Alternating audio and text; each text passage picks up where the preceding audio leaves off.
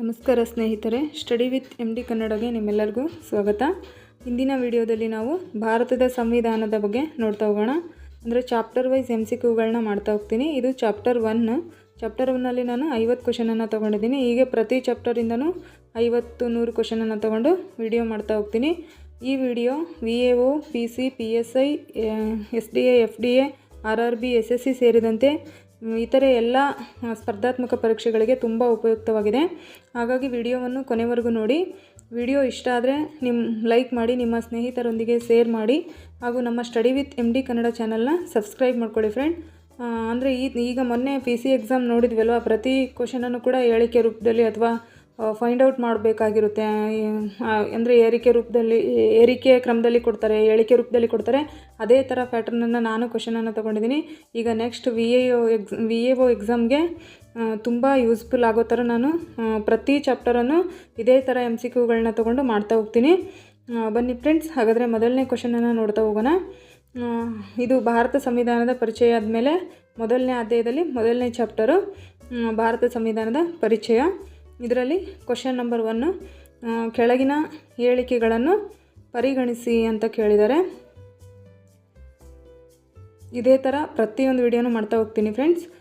ಕೆಳಗಿನ ಹೇಳಿಕೆಗಳನ್ನು ಪರಿಗಣಿಸಿ ಅಂತ ಕೇಳಿದರೆ, ಸಂವಿಧಾನ ಸಭೆಯನ್ನು ಕ್ಯಾಬಿನೆಟ್ ಮಿಷನ್ ಯೋಜನೆಯ ಶಿಫಾರಸಿನ ಮೇರೆಗೆ ರಚಿಸಲಾಯಿತು ಅಂತೆ. ಎರಡನೇ ಹೇಳಿಕೆ, ಸಂವಿಧಾನ ಸಭೆಯ ಮೊದಲ ಸಭೆಯು 9 ಡಿಸೆಂಬರ್ 1946ರಂದು ನಡೆಯಿತು ಅಂತ ಹೇಳಿದ್ದಾರೆ. ಮೂರನೇದು, ಸಂವಿಧಾನ ಸಭೆಯ ತಾತ್ಕಾಲಿಕ ಅಧ್ಯಕ್ಷರು ಡಾಕ್ಟರ್ ಸಚ್ಚಿದಾನಂದ ಸಿನ್ಹಾ ಅವರು ಆಗಿದ್ದರು ಅಂತ ಹೇಳಿದ್ದಾರೆ. ಇದು ಕೆಳಗಿನವುಗಳಲ್ಲಿ ಸರಿಯಾದ ಉತ್ತರವನ್ನು ಆಯ್ಕೆ ಮಾಡಿ ಅಂತೆ. ಮೊದಲನೇದು ಆಪ್ಷನ್ A 1 ಮತ್ತು 2 ಮಾತ್ರ ಸರಿ, ಆಪ್ಷನ್ B 2 ಮತ್ತು 3 ಮಾತ್ರ ಸರಿ, ಆಪ್ಷನ್ C 1 ಮತ್ತು 3 ಮಾತ್ರ ಸರಿ, ಆಪ್ಷನ್ D 1, 2 ಮತ್ತು 3 ಎಲ್ಲವೂ ಸರಿ ಅಂತ ಹೇಳಿದ್ರೆ ಇದಕ್ಕೆ ಸರಿಯಾದ ಉತ್ತರ ಆಪ್ಷನ್ D 1, 2 ಮತ್ತು 3 ಎಲ್ಲವೂ ಸರಿಯಾಗಿರುತ್ತೆ. 16 ಮೇ 1946ರಂದು ಕ್ಯಾಬಿನೆಟ್ ಮಿಷನ್ ಯೋಜನೆ ಪ್ರಕಟವಾಗ್ತತಿ. 9 ಡಿಸೆಂಬರ್ 1946 ಸಂವಿಧಾನ ಸಭೆಯ ಮೊದಲ ಸಭೆ ನಡೀತತಿ. ಆ ಸಭೆಗೆ ಡಾಕ್ಟರ್ ಸಚ್ಚಿದಾನಂದ ಸಿನ್ಹಾ ಅವರು ತಾತ್ಕಾಲಿಕ ಅಧ್ಯಕ್ಷರಾಗಿರ್ತಾರೆ. ನೆಕ್ಸ್ಟ್ ಸಭೆಯಲ್ಲಿ ಶಾಶ್ವತ ಅಧ್ಯಕ್ಷರಾಗಿ ಡಾಕ್ಟರ್ ರಾಜೇಂದ್ರ ಪ್ರಸಾದ್ ಅವರು ಆಯ್ಕೆ ಆಗ್ತಾರೆ.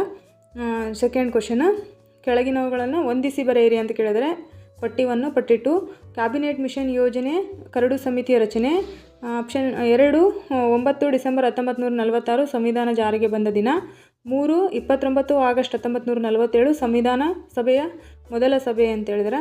4ನೇದು 26 ಜನವರಿ 1950 ಸಂವಿಧಾನ ಸಭೆ ಅಂತ ಹೇಳಿದರೆ. ಇದನ್ನು ಹೊಂದಿಸಿ ಬರೆಯಿರಿ ಅಂತ ಕೇಳಿದರೆ, ಕ್ಯಾಬಿನೆಟ್ ಮಿಷನ್ ಯೋಜನೆ ಅಂತ ಕೇಳಿದರೆ, ಕ್ಯಾಬಿನೆಟ್ ಮಿಷನ್ ಯೋಜನೆ ಸಂವಿಧಾನ ಸಭೆಗೆ ಅಂದರೆ ಸಂವಿಧಾನ ಸಭೆಗೆ ಸಂಬಂಧಿಸ್ತದೆ. ಇದು ಆಯ್ಕೆ ಈ ಥರ ಇದೆ. Option A 1D 2C 3A 4B, option B 1A 2D 3B 4C, option C 1C 2B 3D 4A, option D 1B 2A 3C 4D ಅಂತ ಹೇಳಿದರೆ ಇದಕ್ಕೆ ಸರಿಯಾದ ಉತ್ತರ ಯಾವುದಾಗುತ್ತೆ ಅಂದರೆ ಆಪ್ಷನ್ A ಆಗುತ್ತೆ. 1D 2C 3A 4B ಇದಕ್ಕೆ ಸರಿಯಾದ ಉತ್ತರ ಆಪ್ಷನ್ A ಆಗುತ್ತೆ. 1C ಸಂವಿಧಾನ ಸಭೆಯ ಮೊದಲ ಸಭೆ ಆಗಿರ್ತತಿ. 9 ಅದು ಆಪ್ಷನ್ಗೆ ಇದು ಸರಿಯಾದ ಆಪ್ಷನ್ ಯಾವುದಾಗಿರುತ್ತೆ ಅಂದರೆ ಆಪ್ಷನ್ A ಸರಿಯಾದ ಉತ್ತರ ಆಗಿರುತ್ತೆ.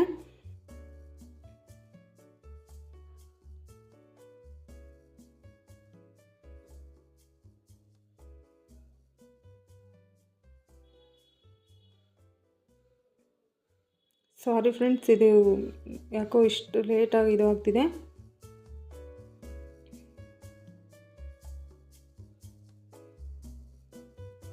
ಇದ್ರದ್ದು ವಿವರಣೆ ನೋಡ್ತಾ ಹೋದ್ರೆ, 16 ಮೇ 1946 ಕ್ಯಾಬಿನೆಟ್ ಮಿಷನ್ ಯೋಜನೆ ಜಾರಿಗೆ ಬರ್ತೈತೆ. ಅಂದರೆ ಕ್ಯಾಬಿನೆಟ್ ಮಿಷನ್ ಯೋಜನೆ 16 ಮೇ 1946.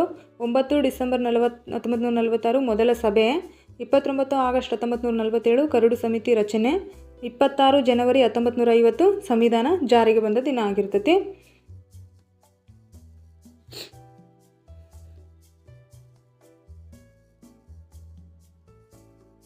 ಮೂರನೇ ಕ್ವಶನು, ಕೆಳಗಿನವುಗಳಲ್ಲಿ ಯಾವುದು ಸರಿ ಅಲ್ಲ ಅಂತ ಕೇಳಿದ್ದಾರೆ.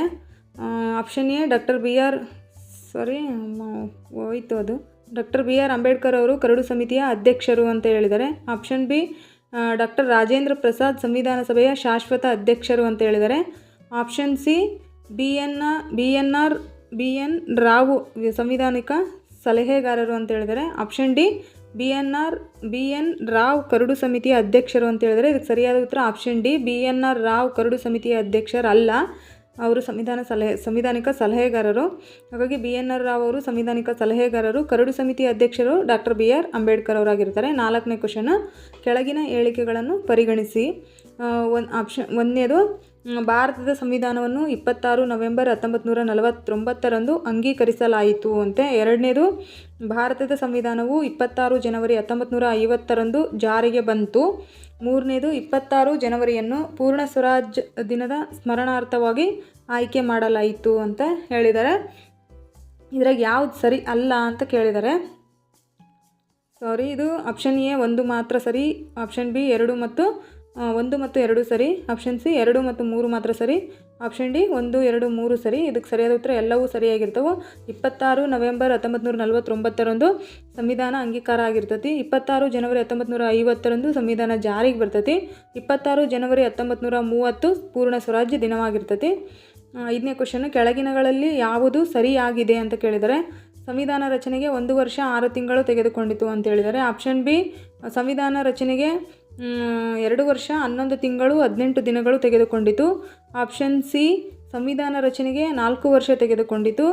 ಆಪ್ಷನ್ ಡಿ ಸಂವಿಧಾನವನ್ನು 1 ವರ್ಷದಲ್ಲಿ ಪೂರ್ಣಗೊಳಿಸಲಾಯಿತು ಅಂತ ಹೇಳಿದರೆ. ಇದರಲ್ಲಿ ಸರಿಯಾದದ್ದು ಯಾವುದಂದ್ರೆ ಆಪ್ಷನ್ ಬಿ ಸಂವಿಧಾನ ರಚನೆಗೆ 2 ವರ್ಷ 11 ತಿಂಗಳು 18 ದಿನಗಳು ತೆಗೆದುಕೊಂಡಿತು. ಸಂವಿಧಾನ ರಚನೆ ಕಾರ್ಯವು 9 ಡಿಸೆಂಬರ್ 1946 ಆರಂಭವಾಗಿ 26 ನವೆಂಬರ್ 1949 ಪೂರ್ಣಗೊಂಡಿತು. ಒಟ್ಟು 2 ವರ್ಷ 11 ತಿಂಗಳು 18 ದಿನಗಳನ್ನ ತೆಗೆದುಕೊಂಡಿತು.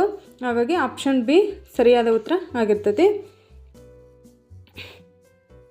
ನೆಕ್ಸ್ಟ್ 6ನೇ ಕ್ವಶನ್ನು, ಕೆಳಗಿನ ಹೇಳಿಕೆಗಳನ್ನು ಪರಿಗಣಿಸಿ. ಸಂವಿಧಾನ ಸಭೆಯ ಶಾಶ್ವತ ಅಧ್ಯಕ್ಷರಾಗಿ ಡಾಕ್ಟರ್ ರಾಜೇಂದ್ರ ಪ್ರಸಾದ್ ರವರು ಆಯ್ಕೆಯಾದರು. 2 ಡಾಕ್ಟರ್ ಸಚ್ಚಿದಾನಂದ್ ಸಿನ್ಹಾ ಶಾಶ್ವತ ಅಧ್ಯಕ್ಷರಾಗಿದ್ದರು. 3ನೇದು ಡಾಕ್ಟರ್ ರಾಜೇಂದ್ರ ಪ್ರಸಾದ್ 11 ಡಿಸೆಂಬರ್ 1946 ಅಧ್ಯಕ್ಷರಾಗಿ ಆಯ್ಕೆಯಾದರು ಅಂತ ಹೇಳಿದ್ದಾರೆ. ಇದರಲ್ಲಿ ಯಾವುದು ಸರಿಯಾಗಿದೆ ಅಂತ ಕೇಳಿದರೆ ಸರಿಯಾದ ಉತ್ತರವನ್ನು ಆಯ್ಕೆ ಮಾಡಬೇಕು. 1 ಮತ್ತು 2 ಮಾತ್ರ ಸರಿ, 1 ಮತ್ತು 3 ಮಾತ್ರ ಸರಿ, 2 ಮತ್ತು 3 ಮಾತ್ರ ಸರಿ. ಆಪ್ಷನ್ ಡಿ 1, 2 ಮತ್ತು 3 ಎಲ್ಲವೂ ಸರಿ ಅಂತ ಹೇಳಿದ್ದಾರೆ. ಇದಕ್ಕೆ ಸರಿಯಾದ ಉತ್ತರ ಆಪ್ಷನ್ ಬಿ 1 ಮತ್ತು 3 ಮಾತ್ರ ಸರಿಯಾಗಿರ್ತತಿ. ವಿವರಣೆ ನೋಡಿದ್ರೆ 11 ಡಿಸೆಂಬರ್ 1946 ಡಾಕ್ಟರ್ ರಾಜೇಂದ್ರ ಪ್ರಸಾದ್ ರವರು ಶಾಶ್ವತ ಅಧ್ಯಕ್ಷರಾಗಿ ಆಯ್ಕೆಯಾಗ್ತಾರೆ. ಡಾಕ್ಟರ್ ಸಚ್ಚಿದಾನಂದ್ ಸಿನ್ಹಾ ಅವರು ತಾತ್ಕಾಲಿಕ ಅಧ್ಯಕ್ಷರಾಗಿರ್ತಾರೆ. 7ನೇ ಕ್ವಶನ್ನು, ಹೊಂದಿಸಿ ಬರೆಯೋದು. ಪಟ್ಟಿ 1 ಪಟ್ಟಿ 2. ಡಾಕ್ಟರ್ ಬಿ ಆರ್ ಅಂಬೇಡ್ಕರ್ ಅವರು ಸಂವಿಧಾನಿಕ ಸಲಹೆಗಾರ ಅಂತ ಹೇಳಿದರೆ. ಆಪ್ಷನ್ ಬಿ ಎನ್ ರಾವ್ ಅವರು ಶಾಶ್ವತ ಅಧ್ಯಕ್ಷರು. ಡಾಕ್ಟರ್ ರಾಜೇಂದ್ರ ಪ್ರಸಾದ್ ರವರು ಕರಡು ಸಮಿತಿಯ ಅಧ್ಯಕ್ಷರು. ಡಾಕ್ಟರ್ ಸಚ್ಚಿದಾನಂದ್ ಸಿನ್ಹಾ ಅವರು ತಾತ್ಕಾಲಿಕ ಅಧ್ಯಕ್ಷರು ಅಂತ ಹೇಳಿದರೆ. ಡಾಕ್ಟರ್ ಬಿ ಆರ್ ಅಂಬೇಡ್ಕರ್ ಅವರು ಸಲಹೆಗಾರ ಅಂತ ಸಂವಿಧಾನಿಕ ಸಲಹೆಗಾರ ಅಲ್ಲ ಇದು. ಡಾಕ್ಟರ್ ಬಿ ಆರ್ ಅಂಬೇಡ್ಕರ್ ಅವರಿಗೆ ಆಪ್ಷನ್ ಸಿ ಬರಬೇಕು. ಬಿ ಎನ್ ಆರ್ ರಾವ್ ಅವರಿಗೆ option A. Doctor Rajendra Prasad ರವರಿಗೆ ಕರಡು ಸಮಿತಿಯ ಇದು ಕರಡು ಸಮಿತಿಯ ಅಧ್ಯಕ್ಷರು ಅಂತ ಕೇಳಿದ್ರೆ ಆಪ್ಷನ್ನು ಸಿ. 1ನೇದಕ್ಕೆ ಆಪ್ಷನ್ ಸಿ, 2ನೇದಕ್ಕೆ ಆಪ್ಷನ್ ಎ, 3ನೇದಕ್ಕೆ ಆಪ್ಷನ್ ಬಿ, 4ನೇದಕ್ಕೆ ಸರಿಯಾದ ಉತ್ತರ ಆಪ್ಷನ್ ಎ ಆಗಿರ್ತದೆ. 1ಕ್ಕೆ ಸಿ, 2ಕ್ಕೆ ಎ, 3ಕ್ಕೆ ಬಿ, 4ಕ್ಕೆ D. Doctor B R Ambedkar ಅವರು ಕರಡು ಸಮಿತಿಯ ಅಧ್ಯಕ್ಷರು. ಬಿ ಎನ್ ಆರ್ ರಾವ್ ಅವರು ಸಂವಿಧಾನಿಕ ಸಲಹೆಗಾರ. ಡಾಕ್ಟರ್ ರಾಜೇಂದ್ರ ಪ್ರಸಾದ್ ರವರು ಶಾಶ್ವತ ಅಧ್ಯಕ್ಷರಾಗಿರ್ತಾರೆ. ಡಾಕ್ಟರ್ ಸಚ್ಚಿದಾನಂದ್ ಸಿನ್ಹಾ ಅವರು ತಾತ್ಕಾಲಿಕ ಅಧ್ಯಕ್ಷರು. 8ನೇ ಕ್ವಶನ್ನು, ಕೆಳಗಿನವುಗಳಲ್ಲಿ ಸರಿಯಾದದ್ದು ಯಾವುದು ಅಂತ ಕೇಳಿದರೆ ಸಂವಿಧಾನವನ್ನು 26 ನವೆಂಬರ್ 1949 ಅಂಗೀಕರಿಸಲಾಯಿತು. ಬಿ ಸಂವಿಧಾನವು 26 ಜನವರಿ 1950 ಜಾರಿಗೆ ಬಂತು. ಸಿ ಕರಡು ಸಮಿತಿಯನ್ನು 29 ಆಗಸ್ಟ್ 1947 ರಚಿಸಲಾಯಿತು. ಡಿ ಸಂವಿಧಾನ ಸಭೆಯ ಮೊದಲ ಸಭೆ 15 ಆಗಸ್ಟ್ 1947 ನಡೆಯಿತು ಅಂತ ಹೇಳಿದ್ದಾರೆ. ಇದಕ್ಕೆ ಸರಿಯಾದ ಉತ್ತರ ಆಪ್ಷನ್ ಡಿ ಸಂವಿಧಾನ ಸಭೆಯ ಮೊದಲ ಸಭೆ 9 ಡಿಸೆಂಬರ್ 1946 ನಡೆಯಿತು. 15 ಆಗಸ್ಟ್ 1947 ಅಲ್ಲ. ಹಾಗಾಗಿ ಆಪ್ಷನ್ ಡಿ ಇದಕ್ಕೆ ಸರಿಯಾದ ಉತ್ತರ ಆಗಿರುತ್ತೆ. 9ನೇ ಕ್ವಶನ್, ಕೆಳಗಿನ ಹೇಳಿಕೆಗಳನ್ನು ಪರಿಗಣಿಸಿ ಅಂತ. 1ನೇ ಹೇಳಿಕೆ, ಭಾರತ ಸಂವಿಧಾನವು ಲಿಖಿತ ಸಂವಿಧಾನವಾಗಿದೆ. ಎರಡನೇದು ಭಾರತ ಸಂವಿಧಾನವು ವಿಶ್ವದ ಅತಿದೊಡ್ಡ ಲಿಖಿತ ಸಂವಿಧಾನಗಳಲ್ಲಿ ಒಂದಾಗಿದೆ ಅಂತ ಹೇಳಿದರೆ. ಮೂರನೇದು ಭಾರತ ಸಂವಿಧಾನವು ಒಂದೇ ದೇಶದ ಸಂವಿಧಾನವನ್ನು ಸಂಪೂರ್ಣವಾಗಿ ಅನುಸರಿಸಿ ರಚಿಸಲಾಗಿದೆ ಅಂತ ಹೇಳಿದ್ದಾರೆ. ಇದರಲ್ಲಿ ಆಪ್ಷನ್ ಎ ಒಂದು ಮಾತ್ರ ಸರಿ, ಆಪ್ಷನ್ ಬಿ 1 ಮತ್ತು 2 ಸರಿ, ಆಪ್ಷನ್ ಸಿ 2 ಮತ್ತು 3 ಮಾತ್ರ ಸರಿ, ಆಪ್ಷನ್ ಡಿ ಮೇಲಿನ ಎಲ್ಲವೂ ಸರಿ ಅಂತ ಹೇಳಿದ್ದಾರೆ. ಇದಕ್ಕೆ ಸರಿಯಾದ ಉತ್ತರ ಆಪ್ಷನ್ ಬಿ 1, 2 ಮಾತ್ರ ಸರಿಯಾಗಿರ್ತೈತಿ. ಭಾರತದ ಸಂವಿಧಾನವು ವಿವಿಧ ದೇಶಗಳ ಸಂವಿಧಾನಗಳಿಂದ ಉತ್ತಮ ಅಂಶಗಳನ್ನು ಅಳವಡಿಸಿಕೊಂಡಿದೆ. ಒಂದೇ ದೇಶದ ಸಂವಿಧಾನವನ್ನು ಸಂಪೂರ್ಣವಾಗಿ ಅನುಸರಿಸಿಲ್ಲ. ಹಾಗಾಗಿ ಆಪ್ಷನ್ 3 ತಪ್ಪಾಗಿದೆ. ಇಲ್ಲಿ ಸರಿಯಾದದ್ದು 2 ಮಾತ್ರ, ಆಪ್ಷನ್ 1 ಮತ್ತು 2. 10ನೇ ಕ್ವಶನ್, ಕೆಳಗಿನವುಗಳಲ್ಲಿ ಯಾವುದು ಸರಿಯಾಗಿದೆ ಅಂತ ಕೇಳಿದರೆ. ಭಾರತದ ಸಂವಿಧಾನವನ್ನು ಸಂವಿಧಾನ ಸಭೆ ರಚಿಸಿತು ಅಂತ ಹೇಳಿದರೆ. ಭಾರತದ ಸಂವಿಧಾನವನ್ನು ಸಂಸತ್ತು ರಚಿಸಿತು ಅಂತ ಹೇಳಿದರೆ. ಆಪ್ಷನ್ ಸಿ ಭಾರತದ ಸಂವಿಧಾನವನ್ನು ಸುಪ್ರೀಂ ಕೋರ್ಟ್ ರಚಿಸಿತು ಅಂತ ಹೇಳಿದರೆ. ಆಪ್ಷನ್ ಡಿ ಭಾರತ ಸಂವಿಧಾನವನ್ನು ರಾಷ್ಟ್ರಪತಿ ರಚಿಸಿದರು ಅಂತ ಹೇಳಿದರೆ. ಇದಕ್ಕೆ ಸರಿಯಾದ ಉತ್ತರ ಆಪ್ಷನ್ ಎ ಆಗ್ತದೆ. ಭಾರತ ಸಂವಿಧಾನವನ್ನು ಸಂವಿಧಾನ ಸಭೆ ರಚಿಸಿತು. ಹಾಗಾಗಿ ಇದಕ್ಕೆ ಸರಿಯಾದ ಉತ್ತರ ಆಪ್ಷನ್ ಎ. ಭಾರತದ ಸಂವಿಧಾನವನ್ನು ಸಂವಿಧಾನ ಸಭೆ ರಚಿಸಿತು. ಈ ಸಭೆಯು ಮೊದಲ ಸಭೆ 9 ಡಿಸೆಂಬರ್ 1946ರಂದು ನಡೆಯಿತು ಮತ್ತು ಸಂವಿಧಾನವನ್ನು 26 ನವೆಂಬರ್ 1940ರಂದು ಅಂಗೀಕರಿಸಲಾಯಿತು.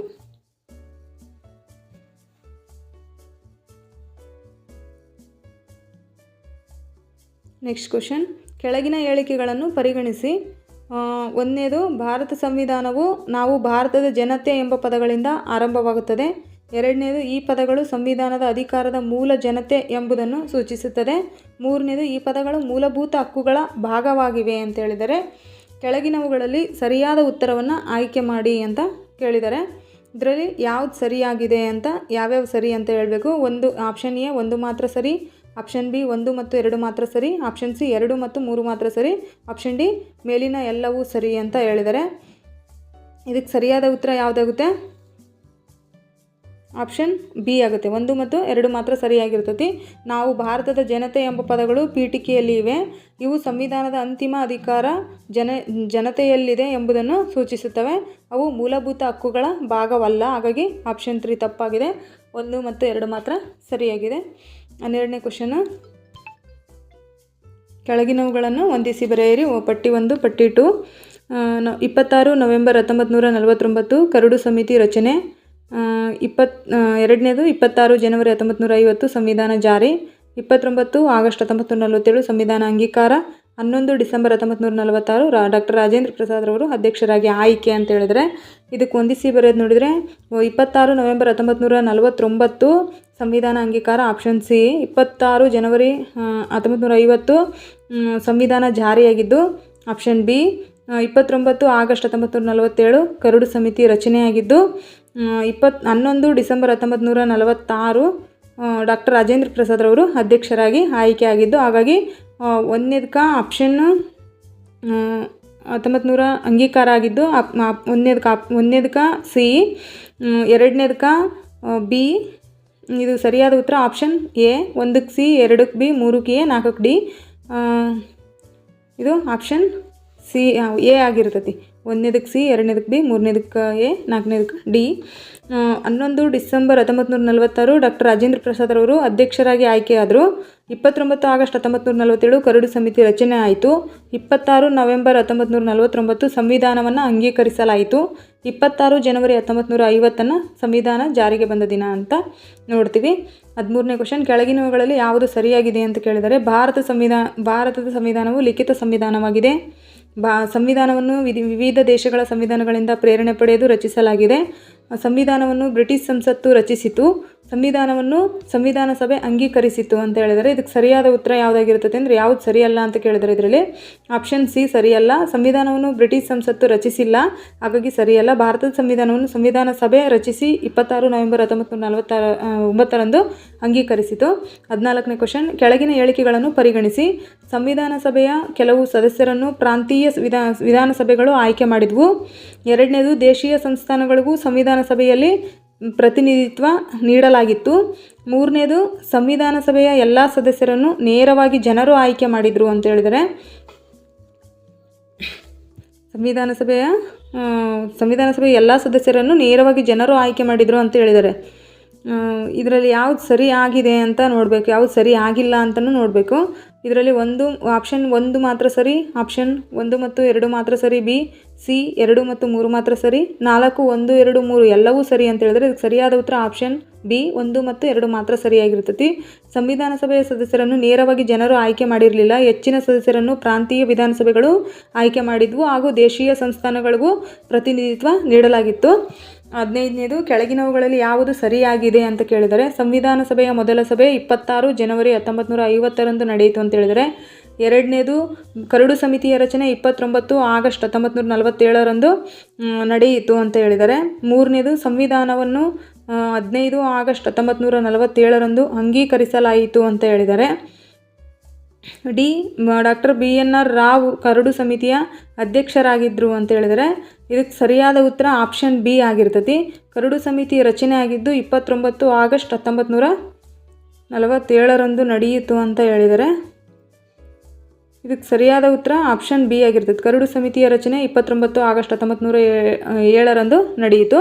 29 ಆಗಸ್ಟ್ 1947 ಕರಡು ಸಮಿತಿಯನ್ನು ರಚಿಸಲಾಯಿತು ಮತ್ತು ಅದರ ಅಧ್ಯಕ್ಷರಾಗಿ ಡಾಕ್ಟರ್ BR ಅಂಬೇಡ್ಕರ್ ಅವರು ನೇಮಕಗೊಂಡರು.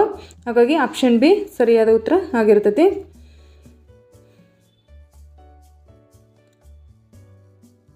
ನೆಕ್ಸ್ಟ್ ಕ್ವೆಶ್ಚನ್, ಕೆಳಗಿನ ಹೇಳಿಕೆಗಳನ್ನು ಪರಿಗಣಿಸಿ. ಭಾರತದ ಸಂವಿಧಾನವು ವಿಶ್ವದ ಅತಿದೊಡ್ಡ ಲಿಖಿತ ಸಂವಿಧಾನಗಳಲ್ಲಿ ಒಂದಾಗಿದೆ. ಭಾರತದ ಸಂವಿಧಾನವು ಸಂಪೂರ್ಣವಾಗಿ ಬ್ರಿಟನ್ ಸಂವಿಧಾನವನ್ನು ಆಧರಿಸಿದೆ. ಭಾರತದ ಸಂವಿಧಾನವು ವಿವಿಧ ದೇಶಗಳ ಸಂವಿಧಾನಗಳಿಂದ ಉತ್ತಮ ಅಂಶಗಳನ್ನು ಅಳವಡಿಸಿಕೊಂಡಿದೆ. ಕೆಳಗಿನವುಗಳಲ್ಲಿ ಸರಿಯಾದ ಉತ್ತರವನ್ನು ಆಯ್ಕೆ ಮಾಡಿ ಅಂತ ಹೇಳಿದ್ರೆ ಆಪ್ಷನ್ 1 ಮತ್ತು ಎ 1 ಮತ್ತು 2 ಮಾತ್ರ ಸರಿ, ಬಿ 2 ಮತ್ತು 3 ಮಾತ್ರ ಸರಿ, ಸಿ 1 ಮತ್ತು 3 ಮಾತ್ರ ಸರಿ, ಡಿ ಮೇಲಿನ ಎಲ್ಲವೂ ಸರಿ ಅಂತ ಹೇಳಿದರೆ ಇದಕ್ಕೆ ಸರಿಯಾದ ಉತ್ತರ ಆಪ್ಷನ್ ಸಿ 1 ಮತ್ತು 3 ಮಾತ್ರ ಸರಿಯಾಗಿರುತ್ತೆ. ಭಾರತ ಸಂವಿಧಾನವು ವಿವಿಧ ದೇಶಗಳ ಸಂವಿಧಾನಗಳಿಂದ ಉತ್ತಮ ಅಂಶಗಳನ್ನು ಅಳವಡಿಸಿಕೊಂಡಿದೆ. ಇದು ಸಂಪೂರ್ಣವಾಗಿ ಬ್ರಿಟನ್ ಸಂವಿಧಾನವನ್ನು ಅಳವಡಿಸಿಕೊಳ್ಳಿಲ್ಲ. ನೆಕ್ಸ್ಟು ಹೊಂದಿಸಿ ಬರೆಯೋದು. ಪಟ್ಟಿ 1 ಪಟ್ಟಿ 2.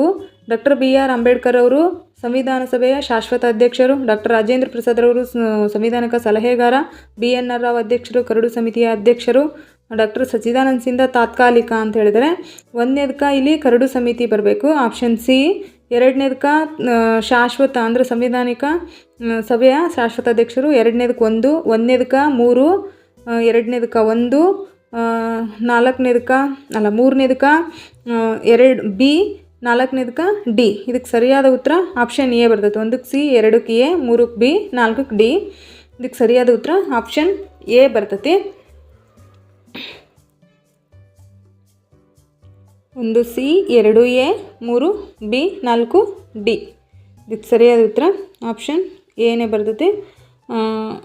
ಡಾಕ್ಟರ್ BR ಅಂಬೇಡ್ಕರ್ ಅವರು ಕರಡು ಸಮಿತಿಯ ಅಧ್ಯಕ್ಷರು. ಡಾಕ್ಟರ್ ರಾಜೇಂದ್ರ ಪ್ರಸಾದ್ ರವರು ಸಂವಿಧಾನ ಸಭೆಯ ಶಾಶ್ವತ ಅಧ್ಯಕ್ಷರು. BNR ರಾವ್ ಸಂವಿಧಾನಿಕ ಸಲಹೆಗಾರ ಮತ್ತು ಇವರು ಡಾಕ್ಟರ್ ಸಚ್ಚಿದಾನಂದ ಸಿನ್ಹಾ ಅವರು ತಾತ್ಕಾಲಿಕ ಅಧ್ಯಕ್ಷರು. 18ನೇ ಕ್ವೆಶ್ಚನ್, ಕೆಳಗಿನವುಗಳಲ್ಲಿ ಯಾವುದು ಸರಿ ಅಲ್ಲ ಅಂತ ಕೇಳಿದ್ದಾರೆ. ಸಂವಿಧಾನ ಸಭೆಯ ಮೊದಲ ಸಭೆ 9 ಡಿಸೆಂಬರ್ 1946 ನಡೆಯಿತು. ಸಂವಿಧಾನವನ್ನು 26 ನವೆಂಬರ್ 1949 ಅಂಗೀಕರಿಸಲಾಯಿತು. ಸಿ ಸಂವಿಧಾನವು 26 ಜನವರಿ 1950 ಜಾರಿಗೆ ಬಂತು. ಡಿ ಕರಡು ಸಮಿತಿಯನ್ನು 15 ಆಗಸ್ಟ್ 1947 ರಚಿಸಲಾಯಿತು ಅಂತ ಹೇಳಿದ್ರೆ ಇದಕ್ಕೆ ಸರಿಯಾದ ಉತ್ತರ ಆಪ್ಷನ್ ಡಿ ಆಗ್ತತಿ. ಕರಡು ಸಮಿತಿಯನ್ನು 15 ಆಗಸ್ಟ್ 1946 ರಚಿಸಲಾಯಿತು ಅಲ್ಲ, ಕರಡು ಸಮಿತಿಯನ್ನು 29 ಆಗಸ್ಟ್ 1940 ರಚಿಸಲಾಯಿತು. 19ನೇ ಕ್ವೆಶ್ಚನ್, ಕೆಳಗಿನ ಹೇಳಿಕೆಗಳನ್ನು ಪರಿಗಣಿಸಿ. ಸಂವಿಧಾನ ಸಭೆಯು ಒಟ್ಟು 11 ಅಧಿವೇಶನಗಳನ್ನು ನಡೆಸಿತು ಅಂತ ಹೇಳಿದರೆ. 2ನೇದು ಸಂವಿಧಾನ ರಚನೆಗೆ 2 ವರ್ಷ 11 ತಿಂಗಳು 18 ದಿನಗಳು ಬೇಕಾಯಿತು ಅಂತ ಹೇಳಿದರೆ. 3ನೇದು ಸಂವಿಧಾನ ಮೂಲ ಪ್ರತಿಯನ್ನು ಇಂಗ್ಲಿಷ್ ಮತ್ತು ಹಿಂದಿ ಭಾಷೆಗಳಲ್ಲಿ ಕೈ ಬರಹದಲ್ಲಿ ಸಿದ್ಧಪಡಿಸಲಾಯಿತು ಅಂತ ಹೇಳಿದರೆ. ಇದಕ್ಕೆ ಸರಿಯಾದ ಉತ್ತರ ಯಾವುದು ಅಂತ ಕೇಳಿದರೆ 1 ಮಾತ್ರ ಸರಿ, 1 ಮತ್ತು 2 ಮಾತ್ರ ಸರಿ, ಸಿ 2 ಮತ್ತು 3 ಮಾತ್ರ ಸರಿ, ಡಿ 1, 2 ಮತ್ತು 3 ಎಲ್ಲವೂ ಸರಿ. ಇದಕ್ಕೆ ಸರಿಯಾದ ಉತ್ತರ ಎಲ್ಲವೂ ಸರಿ, ಆಪ್ಷನ್ ಡಿ. ಸಂವಿಧಾನ ಸಭೆಯು 11 ಅಧಿವೇಶನಗಳನ್ನು ನಡೆಸಿತು. ಸಂವಿಧಾನ ರಚನೆಗೆ 2 ವರ್ಷ 11 ತಿಂಗಳು 18 ದಿನಗಳು ಬೇಕಾಯಿತು. ಮೂಲ ಪ್ರತಿಯನ್ನು ಇಂಗ್ಲಿಷ್ ಮತ್ತು ಹಿಂದಿ ಭಾಷೆಗಳಲ್ಲಿ ಕೈ ಬರಹದಲ್ಲಿ ಸಿದ್ಧಪಡಿಸಲಾಯಿತು. 20ನೇ ಕ್ವೆಶ್ಚನ್, ಕೆಳಗಿನವುಗಳಲ್ಲಿ ಯಾವುದು ಸರಿಯಾಗಿದೆ ಅಂತ ಕೇಳಿದರೆ. ಭಾರತದ ಸಂವಿಧಾನದ ಮೂಲ ಪ್ರತಿಗೆ ಪ್ರೇಮ್ ಬಿಹಾರಿ ನಾರಾಯಣ್ ರೈಜಾದ್ ಅವರು ಸುಂದರ ಕೈಬರಹವನ್ನು ನೀಡಿದರು ಅಂತ ಹೇಳಿದರೆ. ಭಾರತದ ಸಂವಿಧಾನದ ಮೂಲ ಪ್ರತಿಯನ್ನು ಮುದ್ರಣ ಯಂತ್ರದಲ್ಲಿ ಸಿದ್ಧಪಡಿಸಲಾಯಿತು ಅಂತ ಹೇಳಿದರೆ ಆಪ್ಷನ್ ಸಿ. ಮೂಲ ಪ್ರತಿಯನ್ನು ಕೇವಲ ಇಂಗ್ಲಿಷ್ ಭಾಷೆಯಲ್ಲಿ ಆಪ್ಷನ್ ಸಿ ಏನು ಹೇಳ್ತಿದೆ ಅಂದ್ರೆ ಮೂಲ ಪ್ರತಿಯನ್ನು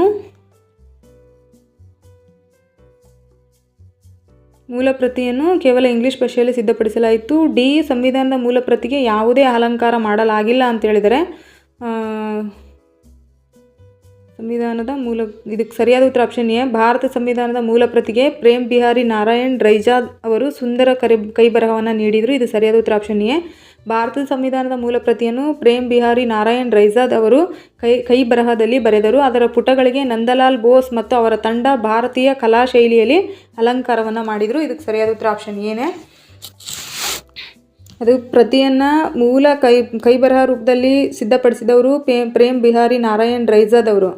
ಅದಕ್ಕೆ ಅಂದರೆ ಭಾರತೀಯ ಕಲಾ ಶೈಲಿಯಲ್ಲಿ ಅಲಂಕಾರ ಮಾಡಿದವರು ನಂದಲಾಲ್ ಬೋಸ್ ಮತ್ತು ಅವ್ರ ತಂಡ ಅಂತೇಳಿ ಚೆನ್ನಾಗಿ ನೆನ್ಪಿಟ್ಕೋಬೇಕು. ಇದನ್ನು ಹೆಂಗೆ ಕೇಳಿದ್ರು ಆನ್ಸರ್ ಮಾಡೋ ಥರ. 21ನೇ ಕ್ವಶನ್, ಕೆಳಗಿನ ಹೇಳಿಕೆಗಳನ್ನು ಪರಿಗಣಿಸಿ. ಸಂವಿಧಾನ ಸಭೆಯ ಮೊದಲ ಸಭೆಯಲ್ಲಿ ಮುಸ್ಲಿಂ ಲೀಗ್ನ ಬಹುತೇಕ ಸದಸ್ಯರು ಭಾಗವಹಿಸಿರಲಿಲ್ಲ. ಎರಡನೇದು, ಸಂವಿಧಾನ ಸಭೆಯ ಮೊದಲ ಸಭೆಯು ನವದೆಹಲಿಯಲ್ಲಿ ನಡೆಯಿತು. ಮೂರನೇದು, ಸಂವಿಧಾನ ಸಭೆಯ ಕೊನೆಯ ಅಧಿವೇಶನವು 24 ಜನವರಿ 1950 ನಡೆಯಿತು ಅಂತ ಹೇಳಿದ್ದಾರೆ. ಇದು ಕೆಳಗಿನವುಗಳಲ್ಲಿ ಸರಿಯಾದ ಉತ್ತರವನ್ನು ಆಯ್ಕೆ ಮಾಡಿ. ಆಪ್ಷನ್ ಎ 1 ಮತ್ತು 2 ಮಾತ್ರ ಸರಿ, ಆಪ್ಷನ್ ಬಿ 2 ಮತ್ತು 3 ಮಾತ್ರ ಸರಿ, ಆಪ್ಷನ್ ಸಿ 1 ಮತ್ತು 3 ಮಾತ್ರ ಸರಿ, ಆಪ್ಷನ್ ಡಿ 1, 2 ಮತ್ತು ಮೇಲಿನ ಎಲ್ಲವೂ ಸರಿ ಅಂತ ಹೇಳಿದರೆ ಇದಕ್ಕೆ ಸರಿಯಾದ ಉತ್ತರ ಮೇಲಿನ ಎಲ್ಲವೂ ಸರಿ. 9 ಡಿಸೆಂಬರ್ 1946 ಮೊದಲ ಸಭೆ ನವದೆಹಲಿಯಲ್ಲಿ ನಡೆಯಿತು.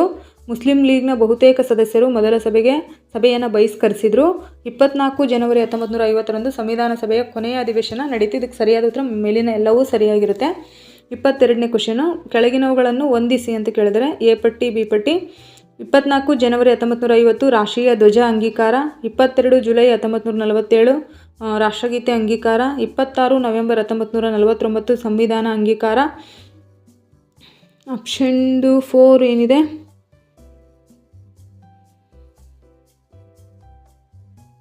ಆಪ್ಷನ್ 4 24 ಜನವರಿ 1950 ರಾಷ್ಟ್ರಗಾನ ಅಂಗೀಕಾರ ಅಂತ ಹೇಳಿದರೆ ಇವನು ಹೊಂದಿಸಿ ಬರೆಯಿರಿ ಅಂತ ಕೇಳಿದರೆ ಇದಕ್ಕೆ ಸರಿಯಾದ ಆಯ್ಕೆ ಯಾವುದು ಅಂತ ನೀವು ಆಯ್ಕೆ ಮಾಡಬೇಕು. 1A 2B 3C 4D, B 1A 2C 3D 4A 4B, C 1D 2B 3A 4C, D ಏನು ಹೇಳುತ್ತೆ ಅಂದರೆ 1C 2A 1B 3B 4D. ಇದಕ್ಕೆ ಸರಿಯಾದ ಉತ್ತರ ಆಪ್ಷನ್ ಎ 1B. ಇದು 22 ಜುಲೈ 1947 ರಾಷ್ಟ್ರೀಯ ಧ್ವಜ ಅಂಗೀಕಾರ. 26 ನವೆಂಬರ್ 1949 ಸಂವಿಧಾನವನ್ನು ಅಂಗೀಕರಿಸಲಾಯಿತು. 24 ಜನವರಿ 1950 ಜನಗಣಮನ ರಾಷ್ಟ್ರಗಾನವಾಗಿ ಅಂಗೀಕಾರ ಆಯಿತು. 24 ಜನವರಿ 1950 ಒಂದೇ ಮಾತರಂ ರಾಷ್ಟ್ರಗೀತೆಯಾಗಿ ಮಾನ್ಯತೆಯನ್ನು ಪಡೆಯಿತು. 23ನೇ ಕ್ವಶನ್, ಕೆಳಗಿನವುಗಳಲ್ಲಿ ಯಾವುದು ಸರಿ ಅಲ್ಲ ಅಂತ ಕೇಳಿದ್ದಾರೆ.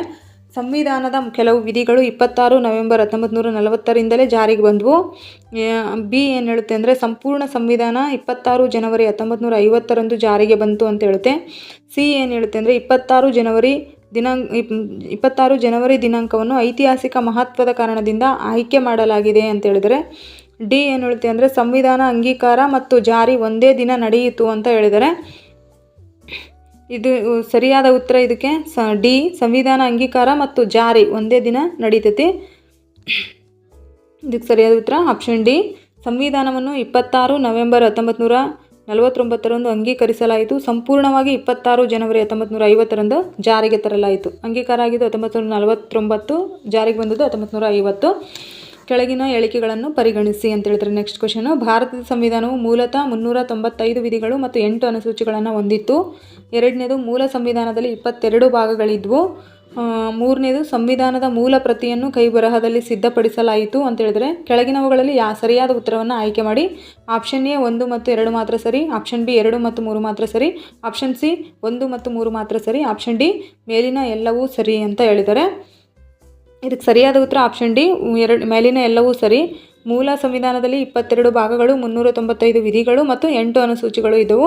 ಮೂಲ ಪ್ರತಿಯನ್ನು ಕೈಬರಹದಲ್ಲಿ ಸಿದ್ಧಪಡಿಸಲಾಯಿತು. 25ನೇ ಕ್ವಶನ್, ಕೆಳಗಿನವುಗಳಲ್ಲಿ ಯಾವುದು ಸರಿಯಾಗಿದೆ ಅಂತ ಹೇಳಿದರೆ ಡಾಕ್ಟರ್ BR ಅಂಬೇಡ್ಕರ್ ಅವರನ್ನು ಭಾರತದ ಸಂವಿಧಾನದ ಶಿಲ್ಪಿ ಎಂದು ಕರೆಯಲಾಗುತ್ತದೆ.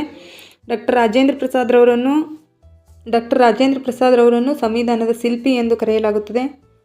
ಸಿ PNR ರಾವ್ ಅವರನ್ನು ಸಂವಿಧಾನದ ಶಿಲ್ಪಿ ಎಂದು ಕರೆಯಲಾಗುತ್ತದೆ. ಡಿ ಡಾಕ್ಟರ್ ಸಚ್ಚಿದಾನಂದ ಸಿನ್ಹಾ ಅವರನ್ನು ಸಂವಿಧಾನದ ಶಿಲ್ಪಿ ಎಂದು ಕರೆಯಲಾಗುತ್ತದೆ ಅಂತೇಳಿ. ಅದಕ್ಕೆ ಸರಿಯಾದ ಉತ್ತರ option A doctor BR Ambedkar ಅವರನ್ನು ಭಾರತ ಸಂವಿಧಾನದ ಶಿಲ್ಪಿ ಎಂದು ಕರೆಯಲಾಗುತ್ತದೆ. ಡಾಕ್ಟರ್ ಭೀಮ್ರಾವ್ ರಾಮ್ಜಿ ಅಂಬೇಡ್ಕರ್ ಅವರನ್ನು ಕರಡು ಸಮಿತಿಯ ಅಧ್ಯಕ್ಷರಾಗಿದ್ದರು.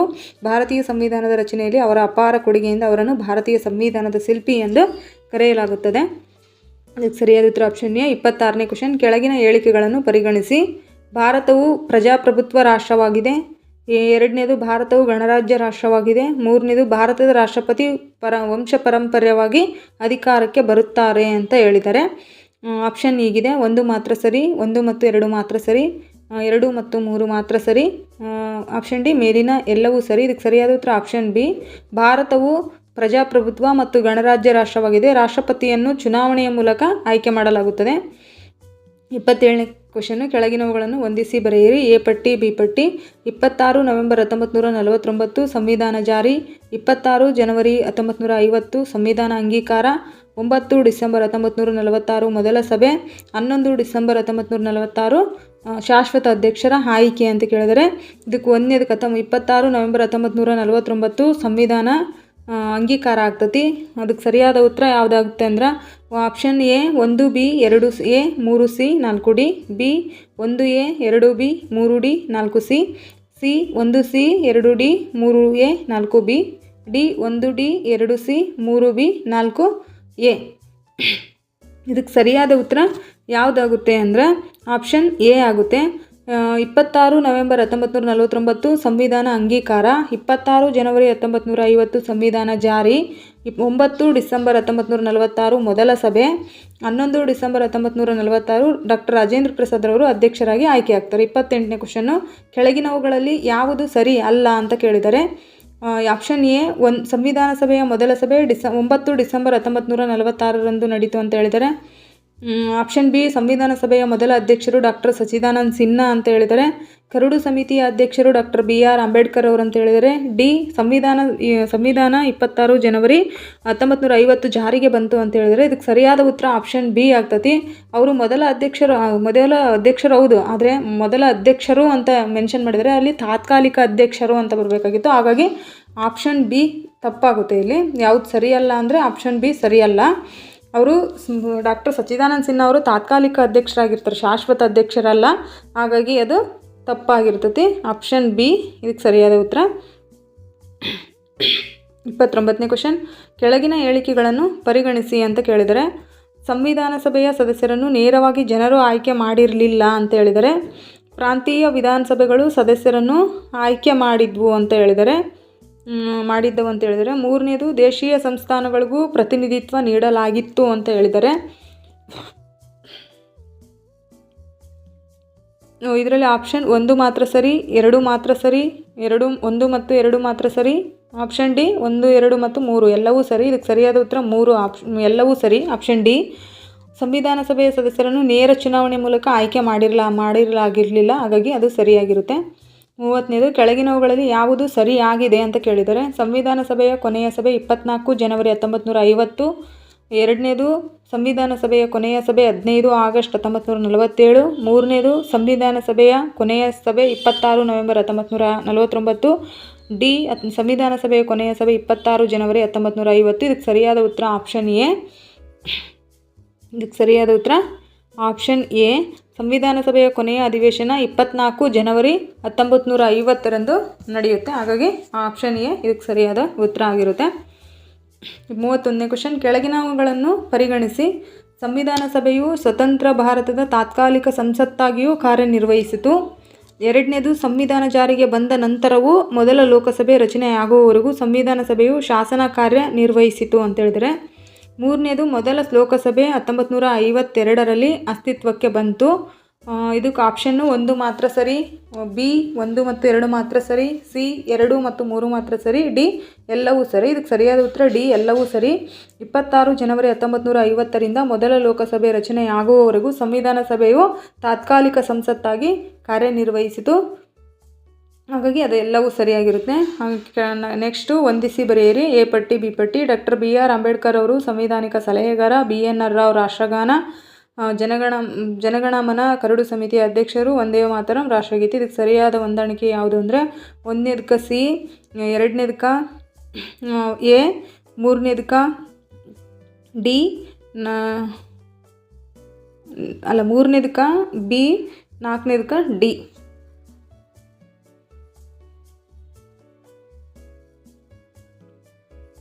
ಡಾಕ್ಟರ್ BR ಅಂಬೇಡ್ಕರ್ ಅವರು ಕರಡು ಸಮಿತಿಯ ಅಧ್ಯಕ್ಷರು, BN ರಾವ್ ಸಂವಿಧಾನಿಕ ಸಲಹೆಗಾರರು, ಜನಗಣಮನ ರಾಷ್ಟ್ರಗಾನ, ವಂದೇ ಮಾತರಂ ರಾಷ್ಟ್ರಗೀತೆ. ಇದಕ್ಕೆ ಸರಿಯಾದ ಆಪ್ಷನ್ ಹೀಗಿದೆ: 1C, 2A, 3B, 4D, 1A, 2C, 3B, 3D, 4B, 1D, 2B, 3A, 4C, 1B, 2D, 3C, 4A. ಇದಕ್ಕೆ ಸರಿಯಾದ ಉತ್ತರ option A. Doctor BR Ambedkar ಅವರು ಕರಡು ಸಮಿತಿಯ ಅಧ್ಯಕ್ಷರು, BNR ರಾವ್ ಸಂವಿಧಾನಿಕ ಸಲಹೆಗಾರ, ಜನಗಣಮನ ರಾಷ್ಟ್ರಗಾನ, ವಂದೇ ಮಾತರಂ ರಾಷ್ಟ್ರಗೀತೆ. ಇದಕ್ಕೆ ಸರಿಯಾದ ಉತ್ತರ ಆಪ್ಷನ್ ಎ. 33ನೇ ಕ್ವಶನ್: ಕೆಳಗಿನವುಗಳಲ್ಲಿ ಯಾವುದು ಸರಿ ಅಲ್ಲ ಅಂತ ಕೇಳಿದರೆ ಸಂವಿಧಾನದ ಮೂಲ ಪ್ರತಿಯನ್ನು ಕೈಬರಹದಲ್ಲಿ ಸಿದ್ಧಪಡಿಸಲಾಯಿತು. ಬಿ, ಸಂವಿಧಾನ ಮೂಲ ಪ್ರತಿಗೆ ನಂದಲಾಲ್ ಬೋಸ್ ಅವರ ತಂಡ ಅಲಂಕಾರ ಮಾಡಿತು. ಸಿ, ಮೂಲ ಪ್ರತಿಯನ್ನು ಪ್ರೇಮ್ ಬಿಹಾರಿ ನಾರಾಯಣ್ ರೈಜಾದ್ ಬರೆದರು. ಮೂಲ ಪ್ರತಿಯನ್ನು ಕಂಪ್ಯೂಟರ್ನಲ್ಲಿ ಟೈಪ್ ಮಾಡಿ ಸಿದ್ಧಪಡಿಸಲಾಯಿತು ಅಂತ ಹೇಳಿದ್ರೆ ಇದಕ್ಕೆ ಸರಿಯಾದ ಉತ್ತರ ಆಪ್ಷನ್ ಡಿ. ಸಂವಿಧಾನ ಮೂಲ ಪ್ರತಿಯನ್ನು ಪ್ರೇಮ್ ಬಿಹಾರಿ ನಾರಾಯಣ್ ರೈಜಾದ್ ಕೈ ಬರಹದಲ್ಲಿ ಬರೆದರು. ನಂದಲಾಲ್ ಬೋಸ್ ಮತ್ತು ಅವರ ತಂಡ ಕಲಾತ್ಮಕ ಅಲಂಕಾರವನ್ನು ಮಾಡಿದರು. 34ನೇದು: ಕೆಳಗಿನ ಹೇಳಿಕೆಗಳನ್ನು ಪರಿಗಣಿಸಿ. ಸಂವಿಧಾನ ಸಭೆಯು ಒಟ್ಟು 11 ಅಧಿವೇಶನಗಳನ್ನು ನಡೆಸಿತು. ಸಂವಿಧಾನ ಕರಡು ಕುರಿತು ವ್ಯಾಪಕ ಚರ್ಚೆ ನಡೆಯಿತು. 3ನೇದು: ಸಂವಿಧಾನವನ್ನು ಯಾವುದೇ ತಿದ್ದುಪಡಿ ಇಲ್ಲದೆ ಅಂಗೀಕರಿಸಲಾಯಿತು.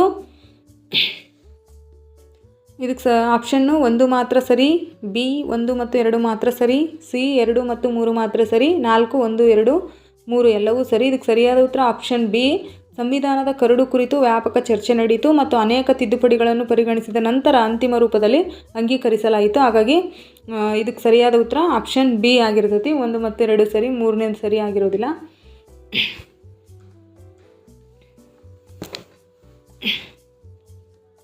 35ನೇ ಕ್ವಶನ್: ಕೆಳಗಿನವುಗಳಲ್ಲಿ ಯಾವುದು ಸರಿಯಾಗಿದೆ ಅಂತ ಕೇಳಿದರೆ ಭಾರತೀಯ ಸಂವಿಧಾನದ ಕರಡು ಸಮಿತಿ ರಚನೆ 29 ಆಗಸ್ಟ್ 1947ರಂದು ನಡೆಯಿತು. ಬಿ, ಭಾರತೀಯ ಸಂವಿಧಾನವನ್ನು 15 ಆಗಸ್ಟ್ 1947ರಂದು ಅಂಗೀಕರಿಸಲಾಯಿತು. ಸಿ, ಸಂವಿಧಾನ ಸಭೆಯ ಮೊದಲ ಸಭೆ 26 ಜನವರಿ 1950ರಂದು ನಡೆಯಿತು ಅಂತ ಹೇಳಿದರೆ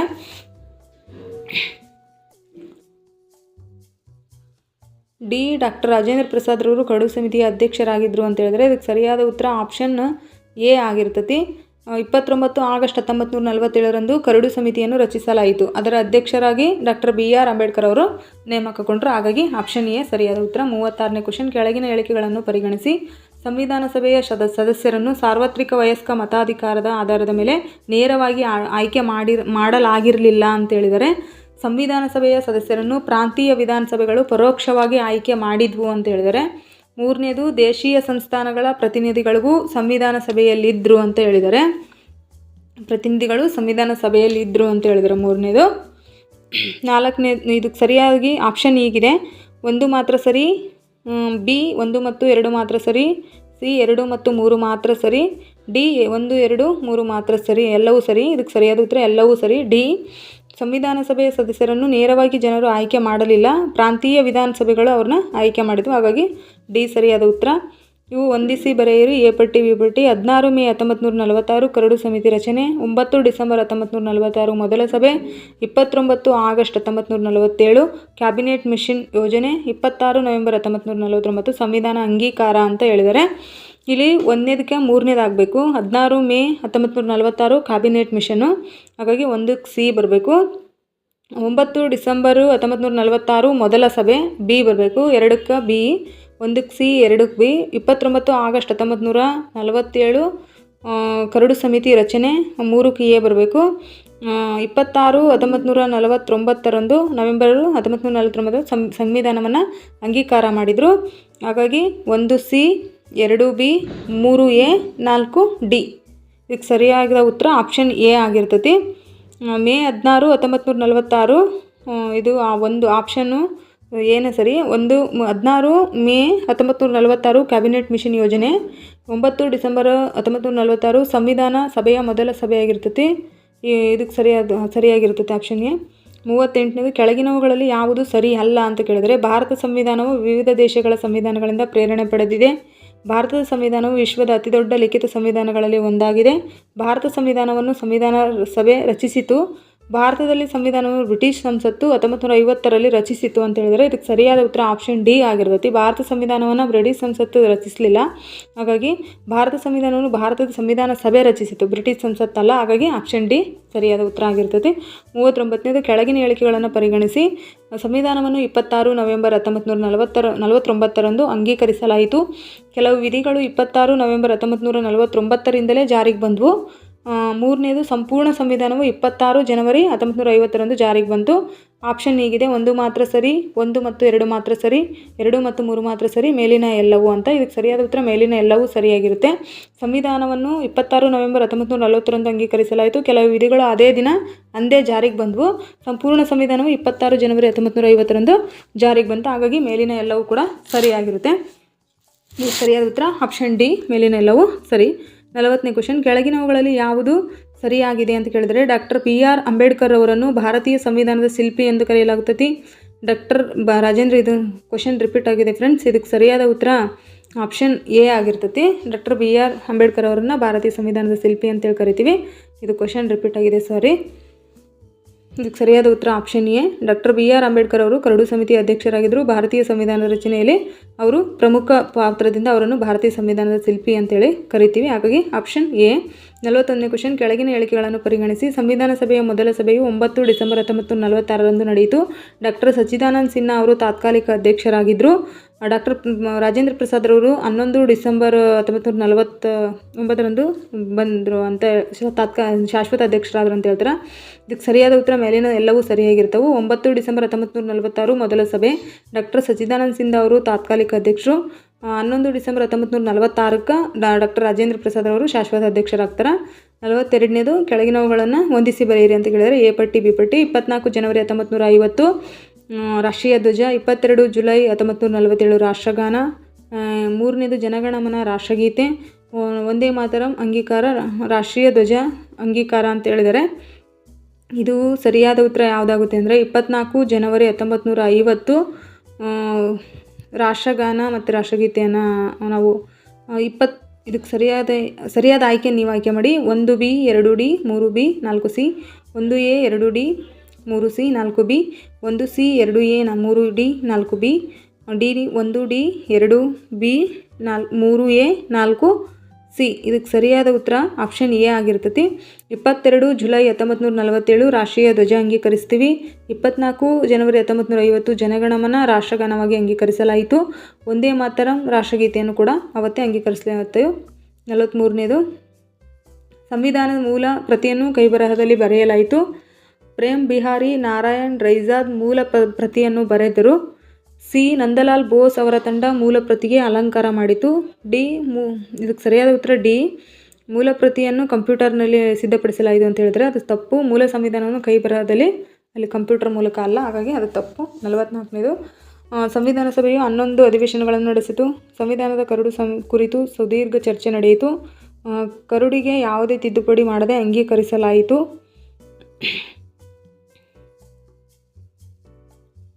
ಆಪ್ಷನ್ ಹೀಗಿದೆ: 1 ಮಾತ್ರ ಸರಿ, 1, 2 ಮಾತ್ರ ಸರಿ, 2 ಮತ್ತು 3 ಸರಿ, 1, 2, 3 ಎಲ್ಲವೂ ಸರಿ. ಇದಕ್ಕೆ ಸರಿಯಾದ ಉತ್ತರ ಆಪ್ಷನ್ ಬಿ, 1, 2 ಮಾತ್ರ ಸರಿ. ಸಂವಿಧಾನದ ಕರಡು ಕುರಿತು ಅನೇಕ ದಿನಗಳ ಚರ್ಚೆ ನಡೆಯಿತು. ಹಲವು ತಿದ್ದುಪಡಿಗಳನ್ನು ಪರಿಗಣಿಸಿ ಅಂತಿಮವಾಗಿ ಸಂವಿಧಾನವನ್ನು ಅಂಗೀಕರಿಸಲಾಯಿತು.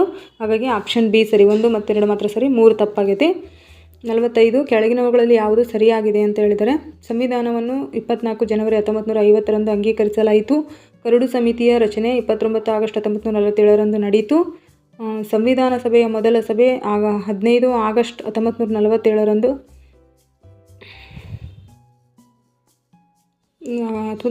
ನಡೆಯಿತು. ಡಾಕ್ಟರ್ ರಾಜೇಂದ್ರ ಪ್ರಸಾದ್ ಕರಡು ಸಮಿತಿಯ ಅಧ್ಯಕ್ಷರಾಗಿದ್ದರು. ಇದಕ್ಕೆ ಸರಿಯಾದ ಉತ್ತರ ಆಪ್ಷನ್ ಬಿ. 29 ಆಗಸ್ಟ್ 1947ರಂದು ಕರಡು ಸಮಿತಿಯನ್ನು ರಚಿಸಲಾಯಿತು. ಅದರ ಅಧ್ಯಕ್ಷರಾಗಿ ಡಾಕ್ಟರ್ BR ಅಂಬೇಡ್ಕರ್ ಅವರು ನೇಮಕಗೊಂಡರು. ಹಾಗಾಗಿ ಆಪ್ಷನ್ ಬಿ ಇದಕ್ಕೆ ಸರಿಯಾದ ಉತ್ತರ. 46ನೇದು ಕೆಳಗಿನ ಹೇಳಿಕೆಗಳನ್ನು ಪರಿಗಣಿಸಿ. ಭಾರತ ಸಂವಿಧಾನವನ್ನು ಸಂವಿಧಾನದ ಸಭೆಯು ಅಂಗೀಕರಿಸಿತು. ಸಂವಿಧಾನವನ್ನು ಭಾರತದ ಸಂಸತ್ತು ರಚಿಸಿತು. ಸಂವಿಧಾನವನ್ನು 26 ನವೆಂಬರ್ 1949ರಂದು ಅಂಗೀಕರಿಸಲಾಯಿತು. ಒಂದು ಮಾತ್ರ ಸರಿ, 1 ಮತ್ತು 3 ಮಾತ್ರ ಸರಿ, 2 ಮತ್ತು 3 ಸರಿ, ಮೇಲಿನ ಎಲ್ಲವೂ ಸರಿ ಅಂತ ಹೇಳಿದ್ದಾರೆ. ಇದಕ್ಕೆ ಸರಿಯಾದ ಉತ್ತರ ಆಪ್ಷನ್ ಬಿ. ಸಂವಿಧಾನವನ್ನು ಸಂವಿಧಾನ ಸಭೆ ರಚಿಸಿ 26 ನವೆಂಬರ್ 1949ರಂದು ಅಂಗೀಕರಿಸಿತು. ಸಂಸತ್ತು ರಚಿಸಲಿಲ್ಲ. ಹಾಗಾಗಿ ಆಪ್ಷನ್ ಬಿ ಮಾತ್ರ ಸರಿಯಾಗಿರ್ತೈತಿ. 47ನೇದು ಕೆಳಗಿನವುಗಳನ್ನು ಹೊಂದಿಸಿ ಬರೆಯಿರಿ ಅಂತ ಹೇಳಿದರೆ ಎ ಪಟ್ಟಿ ಬಿ ಪಟ್ಟಿ. ರಾಜೇಂದ್ರ ಪ್ರಸಾದ್ ರವರು ಸಂವಿಧಾನಿಕ ಸಲಹೆಗಾರ, BNR ರಾವ್ ಅವರು ಕರಡು ಸಮಿತಿಯ ಅಧ್ಯಕ್ಷರು, ಡಾಕ್ಟರ್ BR ಅಂಬೇಡ್ಕರ್ ಅವರು ಶಾಶ್ವತ ಅಧ್ಯಕ್ಷರು, ಪ್ರೇಮ್ ಬಿಹಾರಿ ನಾರಾಯಣ್ ರೈಜಾದ್ ಅವರು ಲಿಖಿತ ರೂಪದಲ್ಲಿ ಸಂವಿಧಾನವನ್ನು ಸಿದ್ಧಪಡಿಸಿದರು ಅಂತ ಹೇಳ್ತೈತಿ. ಇದಕ್ಕೆ ಆಪ್ಷನ್ ಹೀಗಿದೆ: 1C 2A 3B 4D. ಎರಡನೇದು option B 1A 2B 3C 4D. ಮೂರನೇದು option C 1D 2C 3A 4B. ಇದಕ್ಕೆ ಸರಿಯಾದ ಉತ್ತರ option A. Doctor Rajendra Prasad ಅವರು ಶಾಶ್ವತ ಅಧ್ಯಕ್ಷರು, BNR ರಾವ್ ಸಂವಿಧಾನಿಕ ಸಲಹೆಗಾರ, ಡಾಕ್ಟರ್ BR ಅಂಬೇಡ್ಕರ್ ಅವರು ಕರಡು ಸಮಿತಿಯ ಅಧ್ಯಕ್ಷರು, ಪ್ರೇಮ್ ಬಿಹಾರಿ ನಾರಾಯಣ್ ರೈಜಾದ್ ಅವರು ಸಂವಿಧಾನ ಮೂಲ ಪ್ರತಿಯನ್ನು ಕೈ ಬರಹದಲ್ಲಿ ಬರೆದರು. 48ನೇ ಕ್ವಶನ್: ಕೆಳಗಿನವುಗಳಲ್ಲಿ ಯಾವುದು ಸರಿ ಅಲ್ಲ ಅಂತ ಕೇಳಿದರೆ ಸಂವಿಧಾನದ ಮೂಲ ಪ್ರತಿಯನ್ನು ಹಿಂದಿ ಮತ್ತು ಇಂಗ್ಲಿಷ್ ಭಾಷೆಗಳಲ್ಲಿ ಸಿದ್ಧಪಡಿಸಲಾಯಿತು. ಮೂಲ ಪ್ರತಿಯನ್ನು ಕೈ ಬರಹದಲ್ಲಿ ಸಿದ್ಧಪಡಿಸಲಾಯಿತು. ಸಂವಿಧಾನದ ಮೂಲ ಪ್ರತಿಯನ್ನು ಮುದ್ರಣ ಯಂತ್ರದಲ್ಲಿ ಸಿದ್ಧಪಡಿಸಲಾಯಿತು. ಮೂಲ ಪ್ರತಿಗೆ ನಂದಲಾಲ್ ಬೋಸ್ ಅವರ ತಂಡ ಅಲಂಕಾರ ಮಾಡಿತು. ಇದಕ್ಕೆ ಸರಿಯಾದ ಉತ್ತರ ಆಪ್ಷನ್ ಸಿ. ಸಂವಿಧಾನ ಮೂಲ ಪ್ರತಿಯನ್ನು ಹಿಂದಿ ಮತ್ತು ಇಂಗ್ಲಿಷ್ ಭಾಷೆಗಳಲ್ಲಿ ಕೈ ಬರಹದಲ್ಲಿ ಸಿದ್ಧಪಡಿಸಲಾಯಿತು, ಕಂಪ್ಯೂಟರ್ನೆಲ್ಲ. ಹಾಗಾಗಿ ಆಪ್ಷನ್ ಸಿ ಆಗಿರ್ತೈತಿ. ಇದು ತಪ್ಪಾಗಿರ್ತೈತಿ. ತಪ್ಪಾದ ಹೇಳಿಕೆನೇ ಕೇಳಿದ್ರು ಅವರು. ಹಾಗಾಗಿ ಆಪ್ಷನ್ ಸಿ. 49ನೇದು ಕೆಳಗಿನ ಹೇಳಿಕೆಗಳನ್ನು ಪರಿಗಣಿಸಿ. ಸಂವಿಧಾನ ರಚನೆ 2 ವರ್ಷ 11 ತಿಂಗಳು 18 ದಿನಗಳು ಬೇಕಾಯಿತು. ಎರಡನೇದು ಸಂವಿಧಾನ ಸಭೆಯು 11 ಅಧಿವೇಶನಗಳನ್ನು ನಡೆಸಿತು. ಮೂಲ ಸಂವಿಧಾನದಲ್ಲಿ 395 ವಿಧಿಗಳು ಇದ್ದವು ಅಂತ ಹೇಳಿದರೆ ಆಪ್ಷನ್ ಎ 1 ಮಾತ್ರ ಸರಿ, ಆಪ್ಷನ್ ಬಿ 1 ಮತ್ತು 2 ಮಾತ್ರ ಸರಿ. ಇದಕ್ಕೆ ಸರಿಯಾದ ಉತ್ತರ ಮೇಲಿನ ಎಲ್ಲವೂ ಕೂಡ ಸರಿಯಾದವು. ಸಂವಿಧಾನ ರಚನೆಗೆ 2 ವರ್ಷ 11 ತಿಂಗಳು 18 ದಿನಗಳು ಬೇಕಾಯಿತು. 11 ಅಧಿವೇಶನಗಳು ಕೂಡ ನಡೆದವು. ಮೂಲ ಸಂವಿಧಾನದಲ್ಲಿ 395 ವಿಧಿಗಳು, 22 ಭಾಗ ಮತ್ತು 8 ಅನುಸೂಚಿ ಇದ್ವು. 50ನೇ ಕ್ವಶನ್: ಕೆಳಗಿನವುಗಳಲ್ಲಿ ಯಾವುದು ಸರಿಯಾಗಿದೆ? ಭಾರತದ ಸಂವಿಧಾನದ ಕರಡು ಸಮಿತಿಯ ಅಧ್ಯಕ್ಷರು ಡಾಕ್ಟರ್ BR ಅಂಬೇಡ್ಕರ್ ಅವರು. ಭಾರತ ಸಂವಿಧಾನದ ಶಾಶ್ವತ ಅಧ್ಯಕ್ಷರು ಡಾಕ್ಟರ್ ಸಚ್ಚಿದಾನಂದ ಸಿನ್ಹಾ. ಸಂವಿಧಾನ ಸಭೆಯು ಮೊದಲ ಸಭೆ 26 ಜನವರಿ 1950ರಂದು ನಡೆಯಿತು. Option D. ಸಂವಿಧಾನವನ್ನು 15 ಆಗಸ್ಟ್ 1947ರಂದು ಜಾರಿಗೆ ತರಲಾಯಿತು ಅಂತ ಹೇಳಿದರೆ ಇದಕ್ಕೆ ಸರಿಯಾದ ಉತ್ತರ ಆಪ್ಷನ್ ಎ. ಇದಕ್ಕೆ ಸರಿಯಾದ ಉತ್ತರ option A. Doctor BR Ambedkar ಅವರು ಕರಡು ಸಮಿತಿಯ ಅಧ್ಯಕ್ಷರಾಗಿದ್ದರು. ಸಂವಿಧಾನ ಸಭೆಯ ಮೊದಲ ಸಭೆ 9 ಡಿಸೆಂಬರ್ 1946ರಂದು ನಡೆಯಿತು ಮತ್ತು 26 ಜನವರಿ 1950ರಂದು ಜಾರಿಗೆ ಬಂತು. ಫ್ರೆಂಡ್ಸ್, ಇಲ್ಲಿಗೆ ಮೊದಲ ಚಾಪ್ಟರ್ 50 ಕ್ವಶನ್ ಮುಗಿದು. ನೆಕ್ಸ್ಟ್ ವಿಡಿಯೋದಲ್ಲಿ ನೆಕ್ಸ್ಟ್ ಚಾಪ್ಟರಿಂದ ಮತ್ತೆ 50 ಅಥವಾ 100 ಕ್ವಶನನ್ನು ತೊಗೊಳ್ತೀನಿ. ಫ್ರೆಂಡ್ಸ್, ನಿಮಗೆ ಈ ವಿಡಿಯೋ ಉಪಯುಕ್ತವಾಗಿದ್ದರೆ ವಿಡಿಯೋವನ್ನು ಲೈಕ್ ಮಾಡಿ ಹಾಗೂ ನಿಮ್ಮ ಸ್ನೇಹಿತರೊಂದಿಗೆ ಶೇರ್ ಮಾಡಿ. ನಮ್ಮ ಸ್ಟಡಿ ವಿತ್ MD ಕನ್ನಡ ಚಾನಲ್ನ ಸಬ್ಸ್ಕ್ರೈಬ್ ಮಾಡ್ಕೊಳ್ಳಿ ಫ್ರೆಂಡ್. ಈ ಥರ ಇವಾಗ ಯಾವ ಥರ ಕ್ವಶನನ್ನು ಕೇಳ್ತಿದ್ದಾರಲ್ವ, ಅದೇ ಥರ ಕ್ವಶನನ್ನು ನಾನು ತೊಗೊಂಡು ಎಲ್ಲ ಚಾಪ್ಟರಿಂದ ಇದೇ ಥರ ವಿಡಿಯೋ ಮಾಡ್ತಾ ಹೋಗ್ತೀನಿ ಫ್ರೆಂಡ್ಸ್. ವಿಡಿಯೋ ಇಷ್ಟ ಆದರೆ ಲೈಕ್ ಮಾಡಿ. ನೆಕ್ಸ್ಟು ಸೆಕೆಂಡ್ ಚಾಪ್ಟರಿಂದ 50 ಕ್ವಶನ್ ಅಥವಾ 100 ಕ್ವಶನನ್ನು ತೊಗೊಳ್ತೀನಿ. ಅದು 100 ಕ್ವಶನ್ ತೊಗೊಂಡ್ರೆ ಲಾಂಗ್ ಆಗುತ್ತೆ, ಅಥವಾ ಭಾಗ 1 ಭಾಗ 2 ಅಂತಲೇ ಮಾಡ್ತೀನಿ. ಒಂದು ಚಾಪ್ಟರಿಂದ 100 ಕ್ವಶನ್ ತೊಗೊಳ್ತೀನಿ. ಯಾಕಂದರೆ ಕ್ವಶನ್ ಯಾವ ಥರ ಕೇಳ್ತಿದ್ದಾರೆ ಇವಾಗ ನಾನು PC ಎಕ್ಸಾಮ್ ನಾನು ಬರೆದಿದ್ದೀನಿ, ನೋಡಿದ್ದೀನಿ. ಹಾಗಾಗಿ ಎಲ್ಲ ಹೇಳಿಕೆ ರೂಪದಾಗಿನವನ್ನೇ ನಾನು ತೊಗೊಳ್ತಾ ಹೋಗ್ತೀನಿ ಫ್ರೆಂಡ್ಸ್. ಧನ್ಯವಾದಗಳು ಫ್ರೆಂಡ್ಸ್. ನೆಕ್ಸ್ಟ್ ವಿಡಿಯೋದಲ್ಲಿ ನೆಕ್ಸ್ಟ್ ಚಾಪ್ಟರನ್ನು ತೊಗೊಂಡು ಬರ್ತೀನಿ. ಧನ್ಯವಾದಗಳು.